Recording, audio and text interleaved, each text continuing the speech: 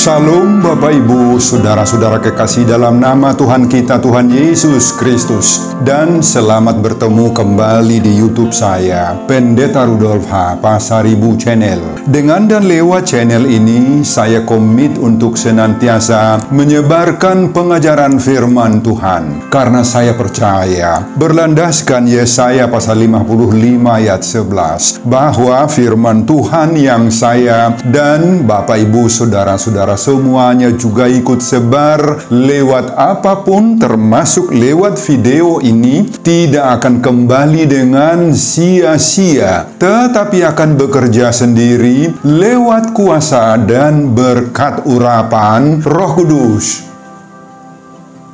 Mari Bapak Ibu, Saudara-saudara kekasih, saya ajak semuanya untuk membantu saya menyebarkan pengajaran firman Tuhan, khotbah di pertanggiangan Minggu Kantate 7 Mei 2023, terambil dari surat kiriman Paulus kepada jemaat Kolose pasal 3 ayat 15 sampai dengan ayat 17, dan bacaan dari 1 Tawarikh pasal 16 ayat 23 sampai dengan ayat 28. Diikat oleh topik atau tema, bernyanyilah bagi Tuhan hai segenap bumi. Dalam bahasa Batak Toba dituliskan, Marende Mahamudi Jehovah ale sadok tanoon. Saya baca untuk kita, simaklah pembacaan firman Tuhan berikut ini. Judul perikop Kolose pasal 3 mulai dari ayat 5 sampai ayat 17 adalah Manusia Baru, dan khotbah kita dari ayat 15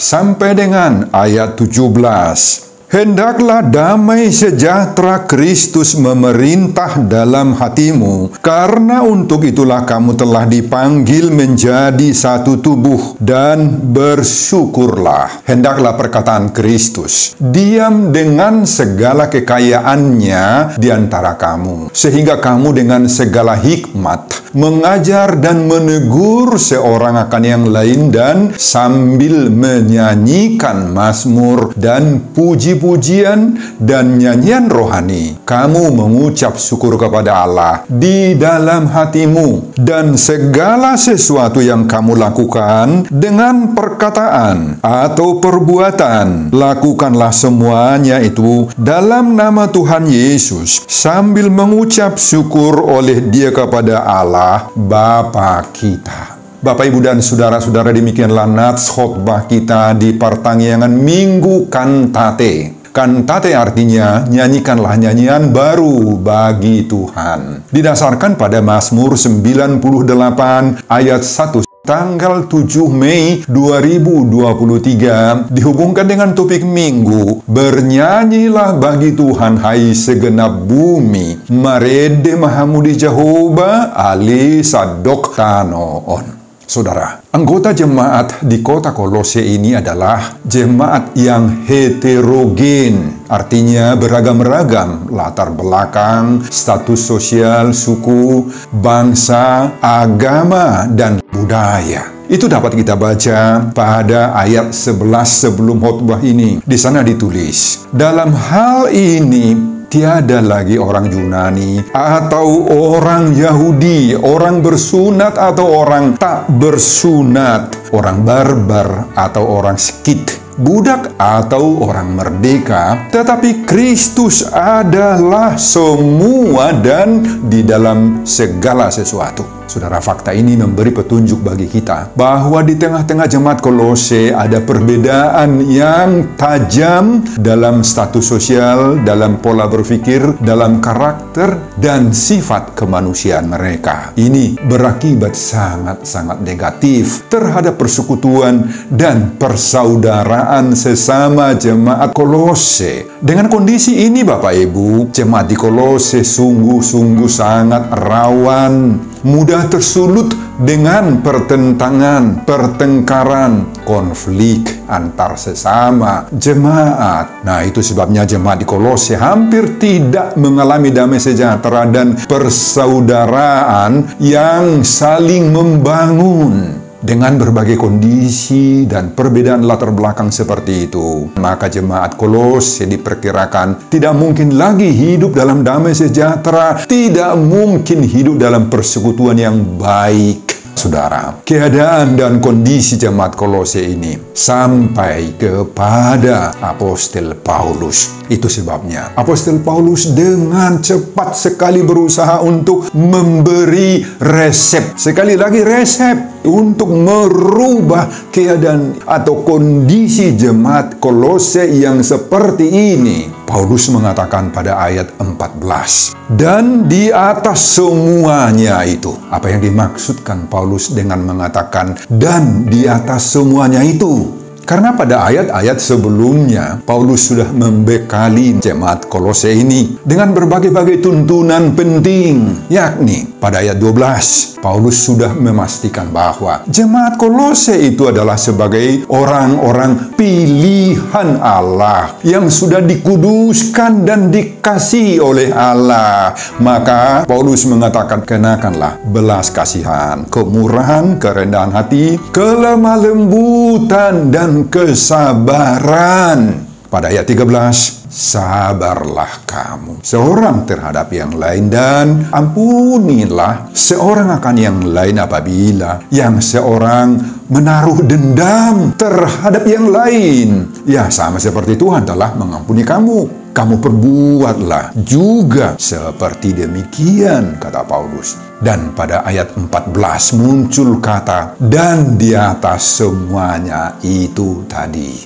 Yakni di atas apa? Di atas semua kebaikan-kebaikan yang baru disebutkan oleh Paulus tadi. Ada belas kasihan, kemurahan, kerendahan hati, ada kelemah lembutan, ada kesabaran. Semua yang baru kita sebutkan itu memang sangat-sangat penting. Nah, di atas semuanya ini masih ada yang sungguh-sungguh, yang jauh lebih penting lagi. Apa? Yakni harus ada kasih.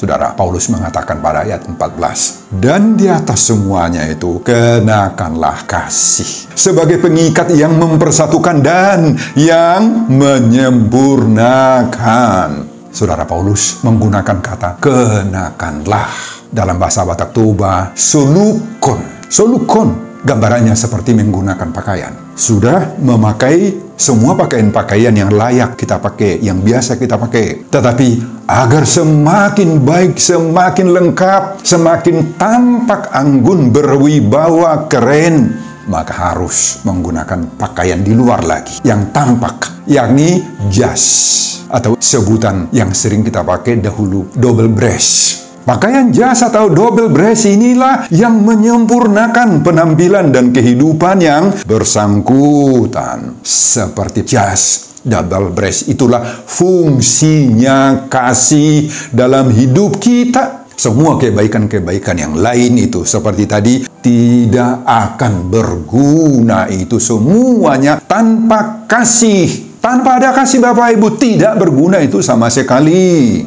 Karena kasihlah resep yang bisa membangunkan kembali persekutuan. Kasih itulah yang mengayomi kehidupan yang penuh dengan damai sejahtera. Yang bisa menghilangkan berbagai-bagai perselisihan, perbedaan-perbedaan yang mengakibatkan pertikaian. Kalau ada kasih, kasih inilah yang berfungsi sebagai lem, perekat, pemersatu, sehingga terbangunlah kebersamaan di dalam keberbedaan. Dalam nats khotbah kita dari ayat 15 sampai 17, Paulus melanjutkan bahwa apabila hidup semuanya kita itu sudah diikat, sudah dilem, sudah dimeterai, sudah direkat oleh balutan kasih itu, maka akan terlihatlah berbagai-bagai buah yang nyata dalam hidup kita semua. Pada ayat 15 disebutkan oleh Paulus bahwa damai sejahtera Kristus itu akan memerintah dalam hati kita. Dan pada ayat 16 Paulus menegaskan bahwa jika kasih sudah berdiam dalam diri kita, maka perkataan Kristus itu juga akan diam dengan segala kekayaannya di dalam diri kita. Sehingga kita akan memiliki hikmat, kemampuan untuk mengajar dan bahkan menegur seseorang. Buah berikutnya daripada kasih itu, ayat 17, Paulus mengatakan, yang kamu lakukan dengan perkataan, perbuatan, lakukanlah semuanya itu dalam nama Tuhan Yesus, sambil mengucap syukur oleh Dia kepada Allah Bapa kita. Apa artinya itu? Hidup kita khususnya yang nampak lewat perkataan ini, lewat perbuatan sehari-hari kita ini akan selalu berpedoman kepada nama Tuhan Yesus. Bukan lagi didorong oleh emosional, kedengkian, permusuhan, kecemburuan, enggak lagi.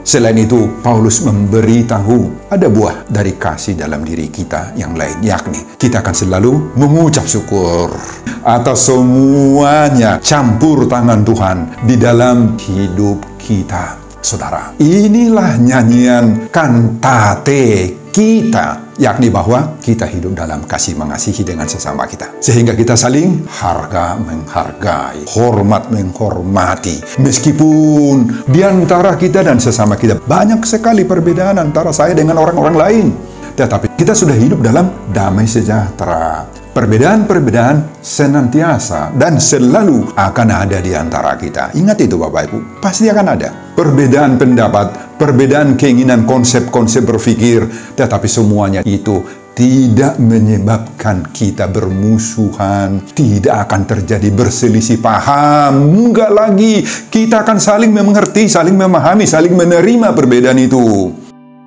Bapak, Ibu, dan saudara-saudara, itulah keseluruhan khotbah kita di pertanggungan Minggu Kantate 7 Mei 2023, dihubungkan dengan topik Minggu, bernyanyilah bagi Tuhan hai segenap bumi. Marede mahamudi Jehovah lesadok tano. Apa pengajaran Tuhan bagi kita lewat khotbah ini? Apa isi kantate atau nyanyian hidup kita sehari-hari?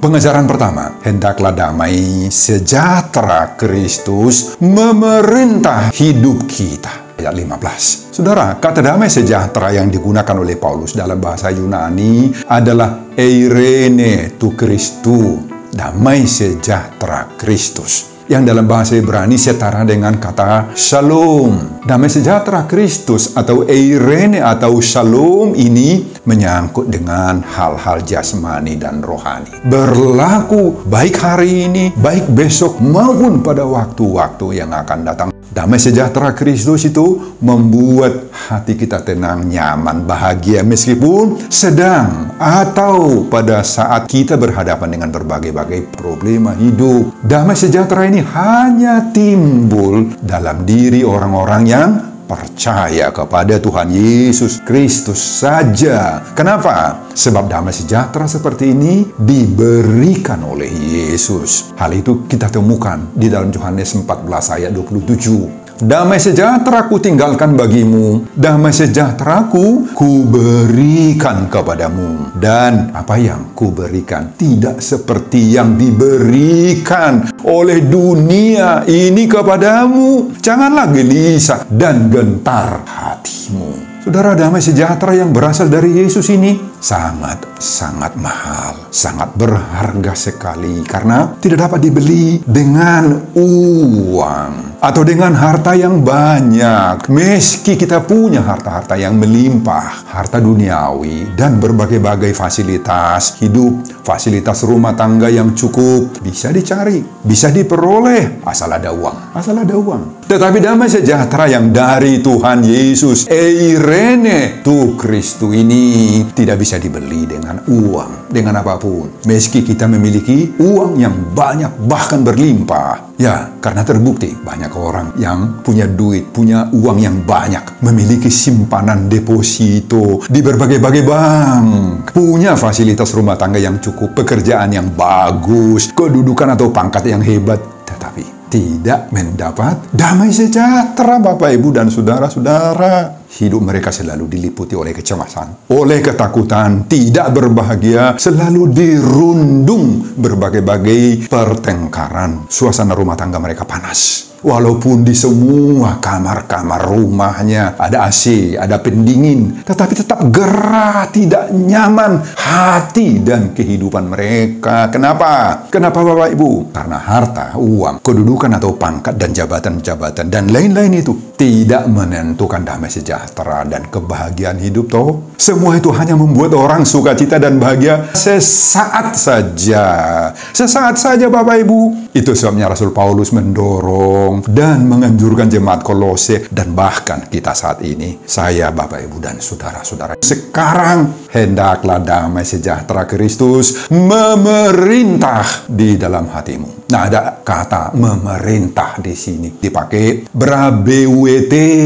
Artinya secara hurufiah menjadi mahkota. Tahu mahkota Bapak Ibu? Itu terdapat di kepala. Artinya ditempatkan menjadi simbol yang terhormat, simbol kuasa, simbol kepemimpinan. Damai sejahtera itulah yang memimpin, yang mengendalikan, yang menguasai diri kita, pikiran kita, perasaan, emosional kita, rumah tangga, memimpin suasana gereja kita. Eirene tu Kristus atau damai sejahtera Kristus itulah yang menjadi pusat sentral dari hidup kita secara pribadi. Hidup rumah tangga kita. Bukan uang Bapak Ibu. Jangan tempatkan pusat kehidupanmu dalam uang. Jangan emosi, jangan hawa nafsu, jangan kehendak pribadimu yang menguasai hidupmu, keluargamu. Jangan Bapak Ibu. Kalau sudah Eirene tu Kristus, itu damai sejahtera Kristus yang dari Yesus Kristus itu menjadi penguasa dalam hidup kita, penguasa dalam rumah tangga kita, dalam gereja kita, maka nggak akan ada lagi kekerasan,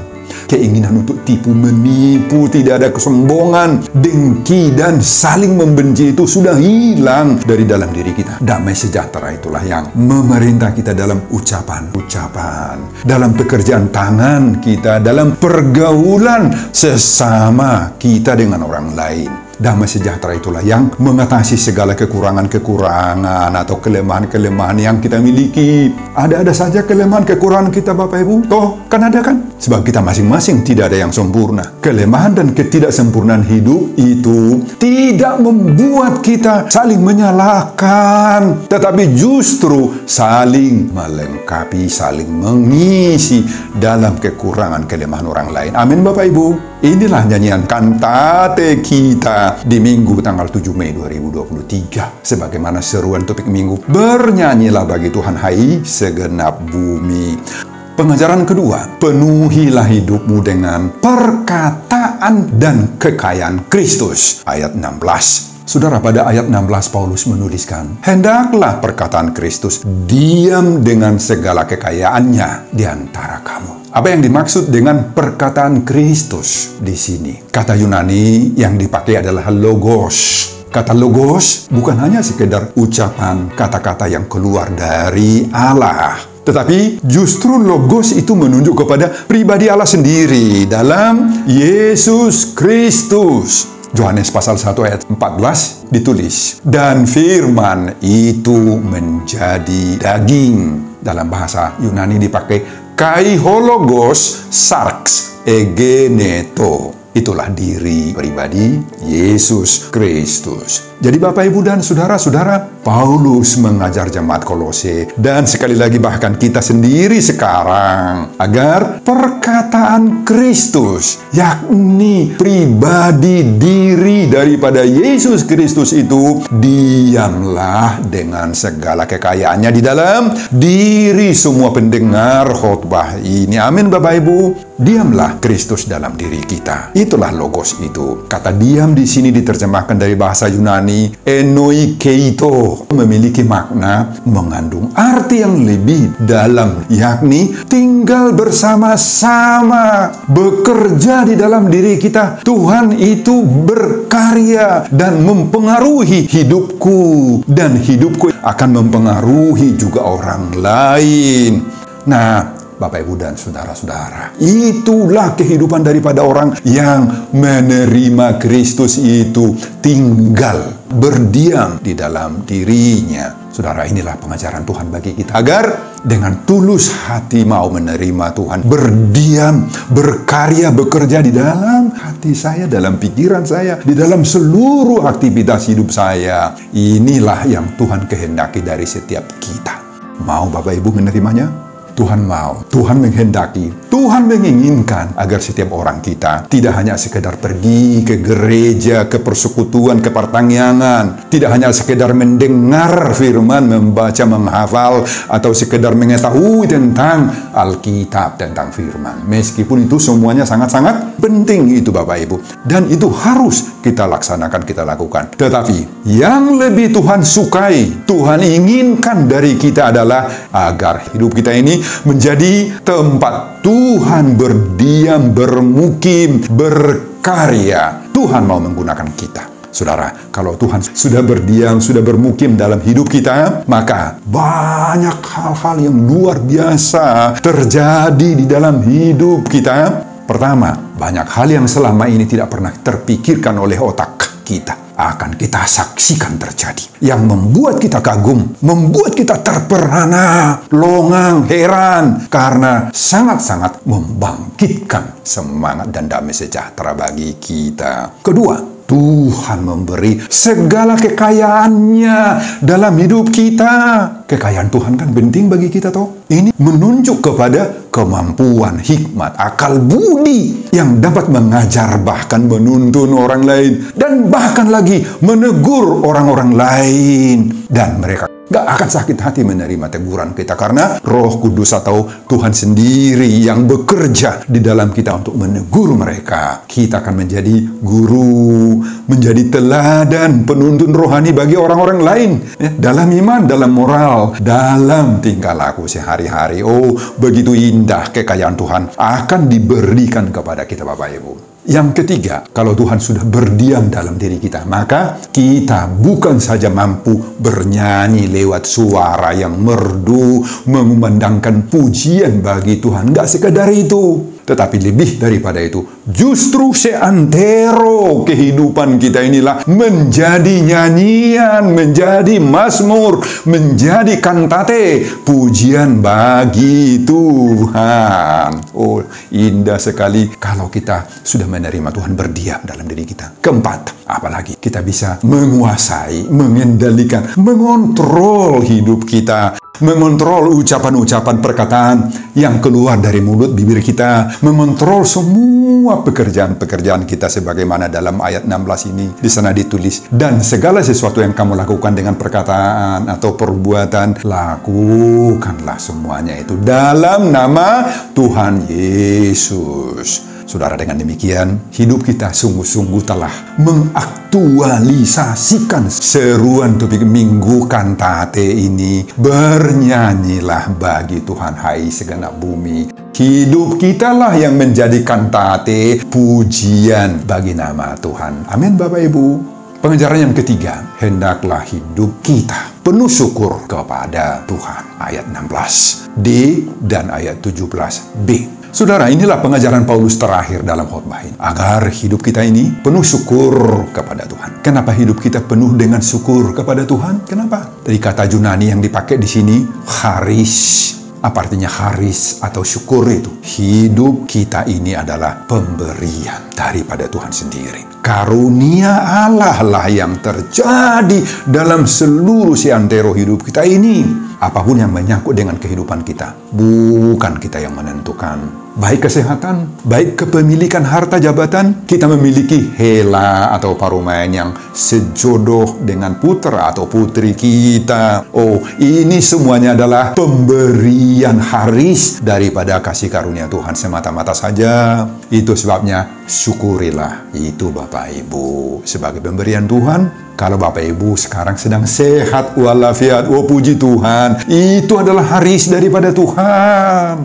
Oleh karena itu Bapak Ibu dan Saudara-saudara, kalau kita sudah hidup penuh syukur kepada Tuhan itu, maka kita tidak akan lagi pernah bersungut-sungut, apalagi putus asa apabila keinginan-keinginan, harapan-harapan kita, rencana-rencana yang kita tidak semuanya terpenuhi. Baik terhadap istri, tidak akan bersungut-sungut Bapak Ibu, baik istri terhadap suami, terhadap orang tua, ataupun apalagi tidak bersungut-sungut kepada Tuhan. Jauhlah itu daripada diri kita. Apapun yang sudah kita raih, sudah kita capai, kita sudah nikmati hingga saat ini, semuanya itu Bapak Ibu, syukurilah. Amin Bapak Ibu, syukurilah. Bila kita hanya memiliki rumah yang biasa-biasa pun saja hingga saat ini, atau hanya memiliki motor, mobil, dan berbagai-bagai fasilitas yang sederhana saja, syukuri. Itu pun sudah hebat jika dibandingkan dengan saudara-saudara yang lain yang belum memiliki seperti yang kita miliki itu. Jika hingga saat ini kamu belum dikaruniai oleh Tuhan anak keturunan Pinopar, nah berdoalah terus kepada Tuhan agar Tuhan membuka pintu-pintu berkat dan Tuhan memberi anak dari istri yang kamu cintai itu. Hanya orang yang tahu bersyukurlah yang tahan menghadapi gelombang-gelombang pergumulan penderitaan hidup ini. Hanya orang yang tahu bersyukurlah. Sebab dia tahu bahwa Tuhan Yesus tidak akan membiarkan dia sendirian. Tidak akan membiarkan dia menghadapi semuanya itu seorang diri.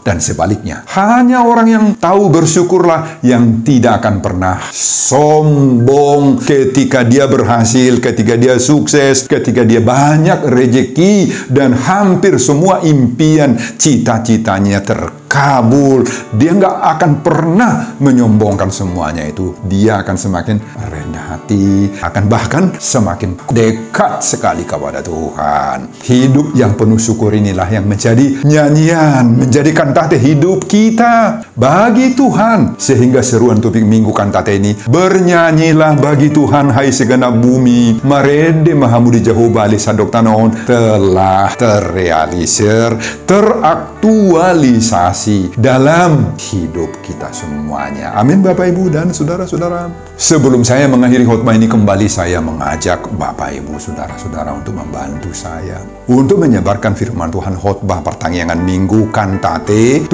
Mei 2023 dari Kolose pasal 3 ayat 15 sampai 17 ini, agar semakin banyak orang yang mau melakukan seruan topik minggu ini. Bernyanyilah bagi Tuhan hai segenap bumi, marede mahamu di Jehovah ali sadok tanon, termotivasi lewat khotbah ini. Simak juga video-video khotbah saya yang lain agar Bapak Ibu saudara-saudara memiliki sentuhan dan pemahaman rohani yang semakin diperkaya. Buka di YouTube saya, Pendeta Rudolf H. Pasaribu Channel. Selamat mengikuti ibadah pertanyaan minggu kantate buat kita semuanya. Tuhan Yesus memberkati kita. Salam Horas. Amin. Bapak, terima kasih untuk firman-Mu yang sangat-sangat indah mendorong kami memiliki damai sejahtera. Damai sejahtera itulah yang memerintah, menguasai, mengendalikan hidup kami. Berkati Tuhan setiap pendengar khotbah ini, supaya pendengar khotbah ini dapat mengaktualisasikan perintah Tuhan ini, supaya kami dikendalikan semuanya oleh damai sejahtera dari Tuhan, supaya kami mau mensyukuri segala perbuatan-perbuatan Tuhan dalam hidup kami. Berkati hamba-Mu Tuhan dalam mempersiapkan khotbah-khotbah berikutnya, dan semuanya ini saya peruntukkan demi kemuliaan hormat bagi Tuhan di dalam nama Yesus Kristus saya berdoa, amin.